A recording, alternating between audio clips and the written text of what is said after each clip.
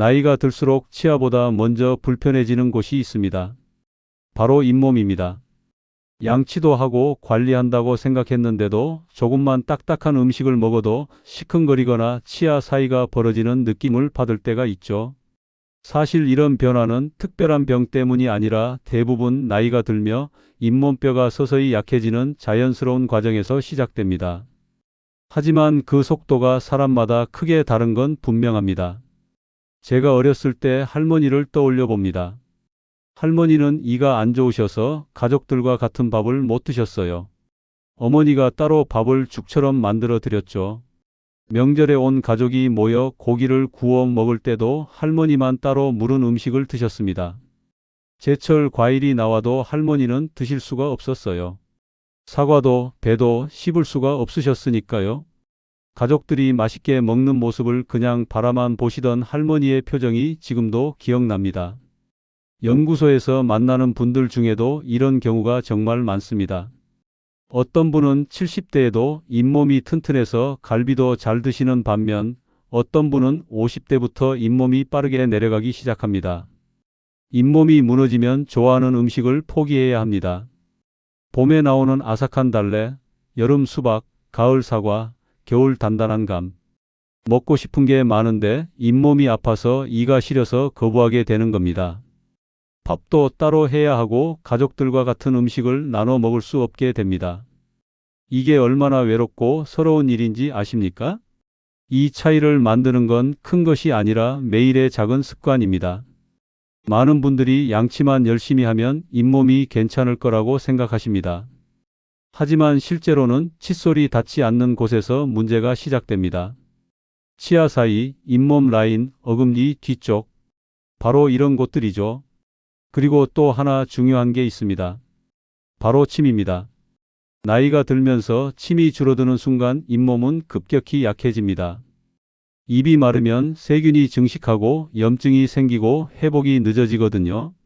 잇몸뼈는 한번 내려가면 다시 올라오기 어렵습니다.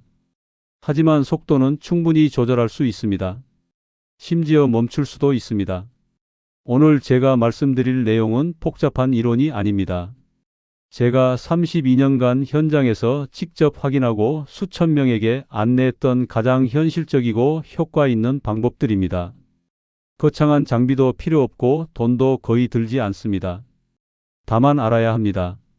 왜 잇몸이 약해지는지, 어디서부터 무너지는지, 그리고 지금 당장 무엇을 바꿔야 하는지를요.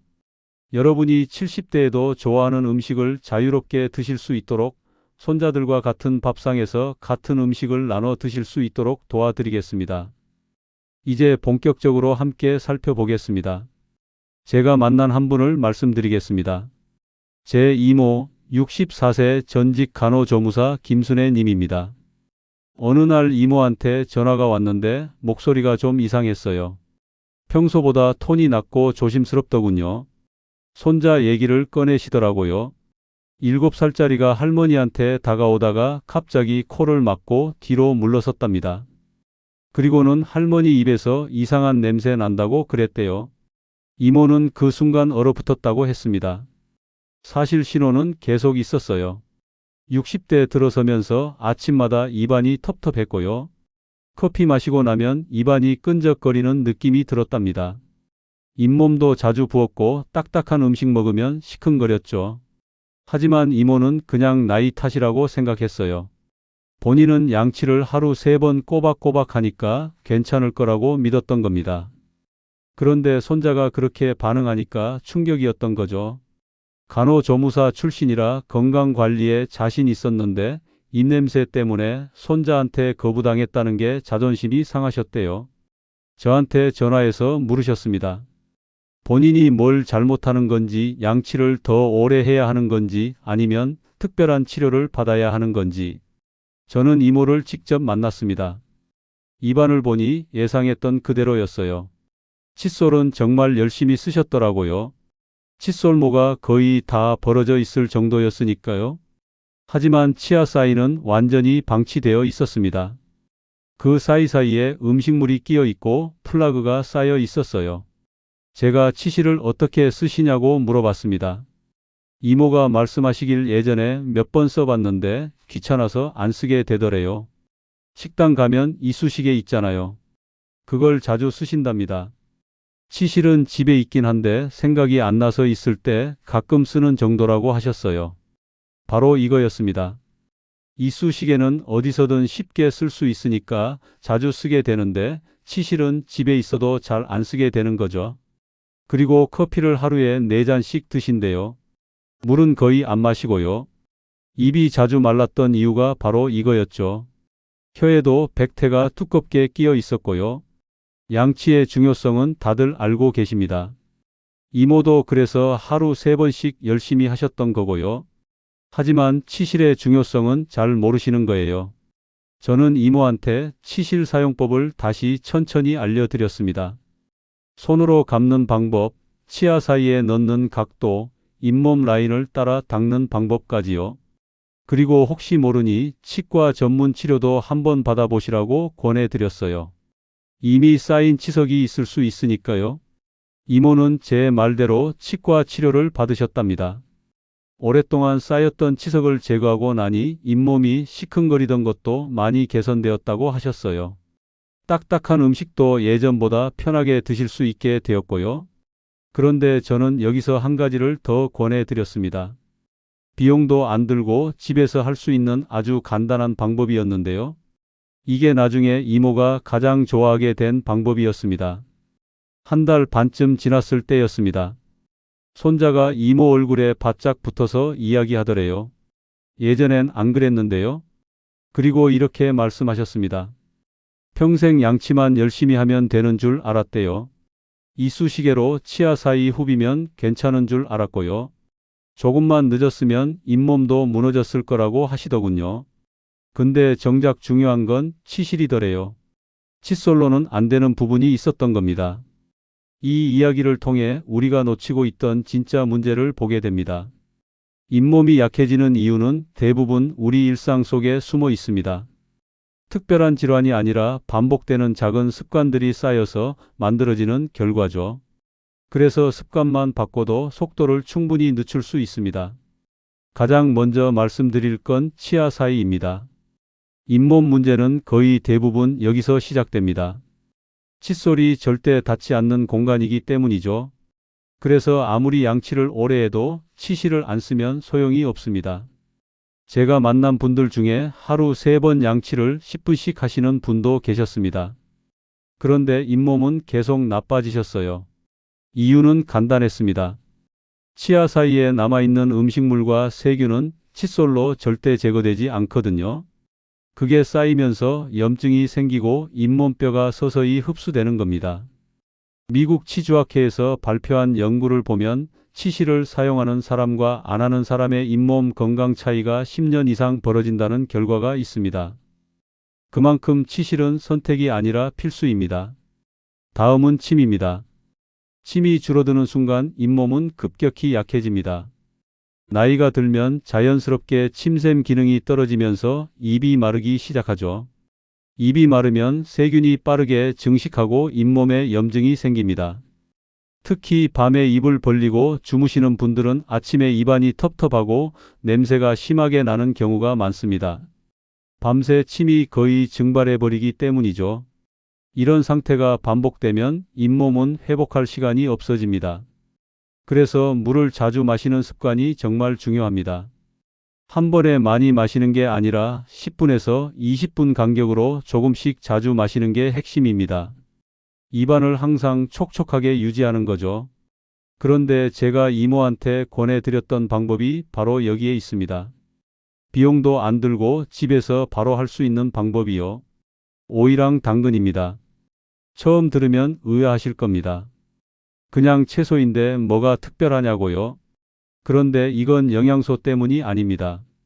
씹는 행위 자체가 중요한 겁니다. 방법은 아주 간단합니다. 오이랑 당근을 깨끗이 씻어서 스틱으로 자릅니다. 플라스틱 컵이나 밀폐 용기에 담아서 냉장고에 넣어두세요. 그리고 집에서 심심할 때마다 꺼내서 아삭아삭 씹는 겁니다. 이게 왜 좋으냐면 3가지 이유가 있습니다. 첫 번째, 차갑기 때문에 청량감이 있습니다. 잇몸에 열기가 있거나 붓는 느낌이 있을 때 시원하게 가라앉혀주는 효과가 있어요. 두 번째, 씹는 행위 자체가 침 분비를 촉진합니다. 침 속에는 세균을 억제하는 효소와 치아를 건강하게 만드는 미네랄이 들어 있거든요. 오이, 당근을 씹으면 자연스럽게 침이 많이 나오면서 입안 환경이 좋아지는 겁니다. 세 번째, 오이와 당근은 섬유질이기 때문에 씹는 것만으로도 치아 사이를 자연스럽게 청소해 줍니다. 칫솔처럼 뽀득뽀득 닦아주는 느낌이에요. 실제로 제가 이 방법을 권해드린 분들 중에 처음엔 반신반의하시다가 한 달 뒤에 엄지를 척 드는 분들이 정말 많습니다. 미세한 잇몸 불편감이 줄었다. 입안이 개운하다. 자꾸 손이 간다. 이런 피드백을 주시거든요. 제 이모도 그랬습니다.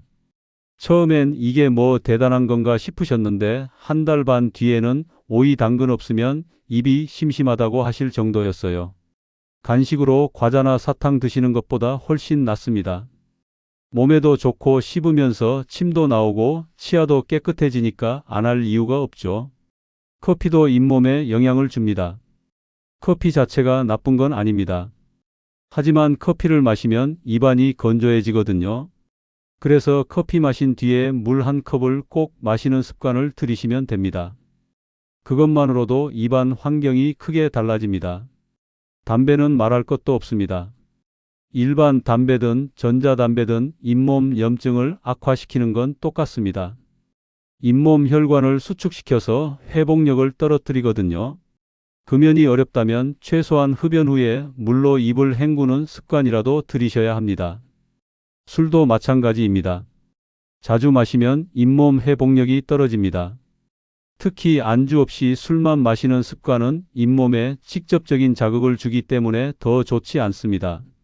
밤에 입으로 숨 쉬는 습관도 주의하셔야 합니다. 코가 막혀서 어쩔 수 없이 입으로 숨을 쉬는 분들이 계시는데요. 이러면 밤새 침이 마르면서 아침에 잇몸이 붓고 입냄새가 심해집니다. 이럴 때는 방 안 습도를 조절하거나 가습기를 틀어두는 것도 도움이 됩니다.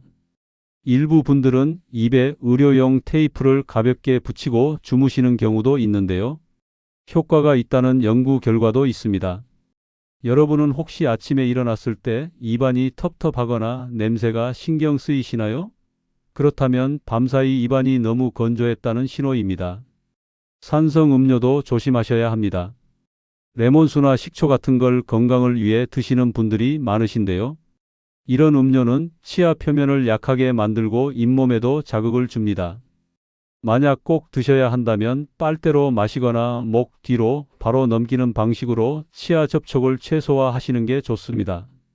그리고 마신 후에는 물로 입을 가볍게 헹구는 습관을 들이세요. 단 음식이나 밀가루 음식도 잇몸에 좋지 않습니다. 세균이 가장 좋아하는 먹이거든요. 먹고 나서 5분만 지나도 입안이 산성 환경으로 바뀌면서 잇몸에 염증이 생기기 시작합니다. 그래서 단 음식을 드신 후에는 반드시 물로 헹구거나 양치를 하셔야 합니다. 그냥 넘어가면 안 됩니다. 마지막으로 수면 부족과 스트레스입니다. 잇몸은 면역 상태에 영향을 크게 받습니다. 잠을 제대로 못 자거나 스트레스가 심하면 면역력이 떨어지면서 잇몸도 함께 약해집니다. 저도 연구하면서 놀랐던 건데요. 같은 사람이라도 스트레스가 심한 시기에는 잇몸이 더 자주 붓고 회복도 느리다는 걸 확인했습니다. 그래서 충분한 수면과 적절한 휴식은 잇몸 건강에도 꼭 필요합니다. 이렇게 여러 가지 습관이 잇몸을 서서히 약하게 만듭니다. 치아 사이 관리 부족, 침 부족, 커피 후 물 안 마시기, 담배와 술, 입으로 숨쉬기, 산성 음료와 단 음식, 그리고 수면 부족까지. 하나하나는 작아 보이지만 쌓이면 잇몸은 빠르게 무너집니다. 이제 이런 위험을 줄이는 구체적인 방법을 함께 정리해 보겠습니다. 잇몸을 지키는 방법은 생각보다 간단합니다. 거창한 장비나 비싼 제품이 필요한 게 아니라 매일 반복할 수 있는 작은 루틴이 핵심입니다. 치실부터 제대로 알고 쓰셔야 합니다. 치실은 하루에 한 번만 쓰셔도 됩니다. 저녁 양치 전에 치아 사이를 꼼꼼히 닦아주는 거죠. 처음엔 피가 날 수도 있습니다. 그건 잇몸이 약해서가 아니라 그동안 쌓여 있던 염증이 제거되면서 나는 겁니다. 일주일 정도 지나면 피는 안 나고 잇몸이 훨씬 가벼워지는 걸 느끼실 겁니다. 치실 쓰는 게 어렵다면 치간 칫솔을 쓰셔도 됩니다.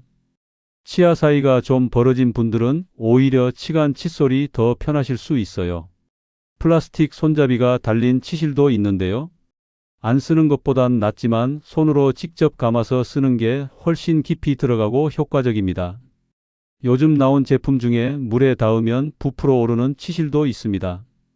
털실처럼 부풀면서 치아 사이를 뽀득뽀득 닦아주거든요.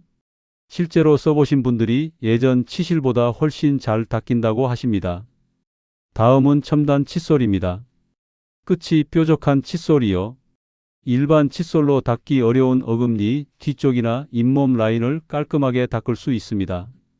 저는 보통 일반 칫솔로 먼저 양치를 하고 마지막에 첨단 칫솔로 한 번 더 마무리하라고 안내합니다. 특히 어금니 뒤쪽은 대부분 놓치는 부분이거든요. 칫솔이 잘 들어가지 않으니까요. 거기가 제일 먼저 염증이 생기는 곳입니다. 첨단 칫솔을 비스듬히 기울여서 어금니 맨 뒤쪽 면을 닦아주시면 정말 잘 닦입니다.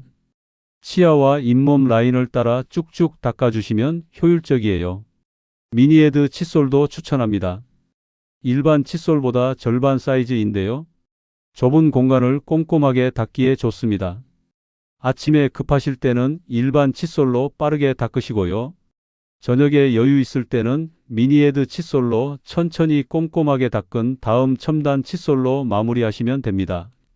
칫솔을 3가지나 써야 하냐고 하실 수 있는데요.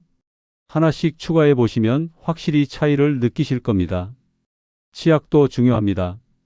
고불소 치약을 추천드립니다. 특히 잇몸이 내려가서 치아 뿌리가 노출된 분들한테 좋습니다. 뿌리 부분은 표면이 약해서 충치가 잘 생기거든요. 고불소 치약이 그걸 강화해 줍니다. 시린 증상도 줄여주고요. 일반 치약보다 불소 함량이 높아서 치아를 더 단단하게 만들어 줍니다. 계면활성제가 적은 치약도 좋습니다. 계면활성제는 거품을 많이 내는 성분인데요. 잇몸에 자극을 줄 수 있습니다. 나이가 들수록 잇몸이 예민해지기 때문에 자극을 최소화하는 게 좋아요. 요즘은 계면활성제가 적게 들어있거나 아예 안 들어있는 치약들도 나옵니다. 예민한 잇몸을 가진 분들은 이런 제품을 한번 써보시는 것도 좋습니다. 혀 관리도 빼놓을 수 없습니다. 혀에 백태가 끼면 세균이 엄청나게 많아집니다. 그게 잇몸으로 넘어가면서 염증을 일으키죠. 양치할 때 혀도 가볍게 닦아주세요. 혀 클리너를 쓰면 더 좋고요. 억지로 긁을 필요는 없습니다. 부드럽게 혀 표면을 닦아주는 정도만 해도 충분합니다. 입냄새도 대부분 혀 백태에서 시작됩니다. 혀를 깨끗하게 관리하면 입냄새도 자연스럽게 줄어들어요. 영양소도 신경 쓰셔야 합니다. 균형 잡힌 식단이 제일 좋지만 현실적으로 어려우니까 영양제로 보충하는 것도 방법입니다. 비타민 D가 중요합니다. 햇빛을 보면 합성되는데 우리나라 사람들은 대부분 실내 생활을 하다 보니 비타민 D가 부족한 경우가 많습니다. 비타민 D는 뼈 건강뿐 아니라 면역에도 중요하기 때문에 잇몸 건강에 직접적인 영향을 줍니다. 아연도 요즘 주목받고 있습니다. 칼슘이나 비타민 D보다 흡수가 잘 되고 뼈 대사에 도움을 준다고 알려져 있어요. 비타민 K도 최근 트렌드입니다. 칼슘이 뼈에 잘 자리 잡도록 도와주는 역할을 하거든요. 칼슘, 비타민 D, 비타민 K를 함께 섭취하면 시너지 효과가 있습니다. 다만 영양제는 보조일 뿐입니다. 가장 큰 변화는 치실, 칫솔질, 물 마시기 같은 기본 습관에서 나옵니다. 정기 검진도 필수입니다. 1년에 한 번은 꼭 받으세요. 잇몸 문제는 초기에 잡으면 간단하고 비용도 적게 듭니다. 하지만 미루면 뼈까지 건드려야 하고 회복도 어렵습니다. 예방이 치료보다 훨씬 쉽고 효과적입니다. 치과 가실 때 잇몸 상태를 한번 확인해 달라고 말씀하시면 됩니다. 여러분은 마지막으로 치과 검진 받으신 게 언제인가요? 1년이 넘었다면 이번 달에 예약 한번 잡아보시는 게 좋겠습니다. 밤에 입으로 숨 쉬는 습관이 있다면 방 안 습도를 조절하세요. 가습기를 틀어두거나 젖은 수건을 걸어두는 것만으로도 입안이 덜 마릅니다. 일부 분들은 의료용 테이프를 입에 가볍게 붙이고 주무시기도 합니다. 처음엔 어색하지만 익숙해지면 아침에 입안이 훨씬 편하다는 걸 느끼실 겁니다. 이런 작은 루틴들이 모여서 잇몸을 지킵니다. 치실, 첨단 칫솔, 고불소 치약, 혀 관리, 영양제, 정기 검진. 하나씩 추가해 보세요. 한꺼번에 다 하려고 하면 부담스럽습니다. 이번 주엔 치실 습관 들이기, 다음 주엔 첨단 칫솔 추가하기. 이렇게 천천히 늘려가시면 됩니다. 이제 오늘 이야기의 핵심을 정리하며 마무리하겠습니다.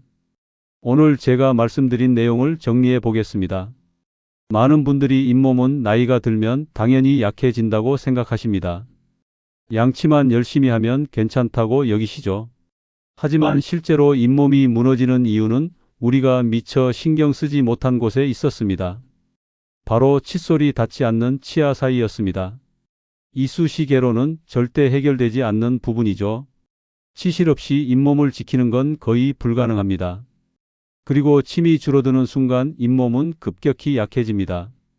입이 마르면 세균이 증식하고 염증이 생기고 회복이 늦어집니다. 커피를 마신 뒤 물 한 컵, 이것만으로도 입안 환경이 완전히 달라집니다. 오이와 당근을 냉장고에 준비해 두고 심심할 때마다 씹는 것. 이 간단한 습관이 침 분비를 늘리고 잇몸 열기를 내려주고 치아를 자연스럽게 청소해 줍니다. 담배, 술, 입으로 자는 습관, 산성 음료, 단 음식. 이런 것들이 쌓이면 잇몸은 빠르게 무너집니다. 수면 부족과 스트레스도 면역력을 떨어뜨려서 잇몸을 약하게 만듭니다. 그럼 잘못 관리하면 어떻게 될까요? 잇몸이 내려가고 치아가 흔들리기 시작합니다. 딱딱한 음식을 피하게 되고요. 먹을 수 있는 음식이 제한되면서 영양 상태가 나빠집니다.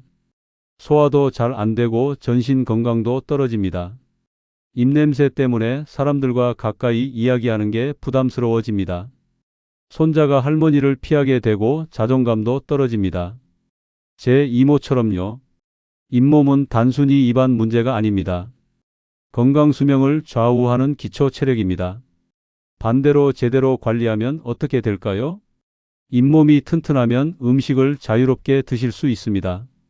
씹는 힘이 유지되면 소화도 잘 되고 영양 상태도 좋아집니다. 전신 면역도 안정됩니다. 70대에도 고기를 씹을 수 있고 사과를 베어 먹을 수 있습니다. 손자와 얼굴을 맞대고 이야기할 수 있고요. 자신감 있게 웃을 수 있습니다. 같은 나이인데 어떤 분은 70대에도 건강한 잇몸을 유지하고 어떤 분은 50대부터 흔들리는 이유는 딱 하나입니다. 관리 습관의 차이일 뿐입니다. 잇몸은 뼈라서 한번 내려가면 다시 올라오지 않습니다. 이건 사실입니다. 하지만 속도는 충분히 조절할 수 있습니다. 멈출 수도 있습니다. 그래서 지금 시작하셔야 합니다. 오늘 당장 할 수 있는 단 한 가지를 말씀드리겠습니다. 오늘 저녁 양치 전에 치실을 한번 써보세요. 단 한 번만요. 치아 사이를 천천히 닦아보세요. 처음엔 어색하고 피가 날 수도 있습니다. 하지만 일주일만 하면 잇몸이 가벼워지는 걸 느끼실 겁니다. 2주 지나면 입안이 한결 개운해지는 걸 경험하실 거예요. 그리고 냉장고에 오이와 당근을 준비해 두세요. 스틱으로 잘라서 플라스틱 컵에 담아두고요. 틈날 때마다 하나씩 꺼내서 씹어보세요. 간식처럼요. 커피 마신 뒤에는 물 한 컵? 이것도 잊지 마세요. 작아 보입니다. 정말 작아 보여요. 하지만 잇몸은 이런 작은 습관 하나하나에 반응합니다. 제가 32년간 연구하면서 수천 명을 만나보며 확인한 사실입니다. 70대에도 건강한 잇몸을 유지하는 분들과 50대부터 흔들리는 분들의 차이는 특별한 치료나 비싼 영양제가 아니었습니다. 매일 반복되는 작은 습관이었습니다. 치실 한 번, 물 한 컵, 오이 한 조각. 이게 전부입니다. 지금 시작하시면 됩니다. 늦었다고 생각하지 마세요. 60대든 70대든 지금부터 관리하면 속도를 충분히 늦출 수 있습니다. 여러분은 오늘부터 어떤 습관을 바꿔보실 건가요? 치실인가요? 오이 당근인가요? 아니면 커피 후 물 마시기인가요? 댓글로 한 가지만 남겨주세요. 함께 응원하겠습니다. 잇몸은 습관이 만듭니다.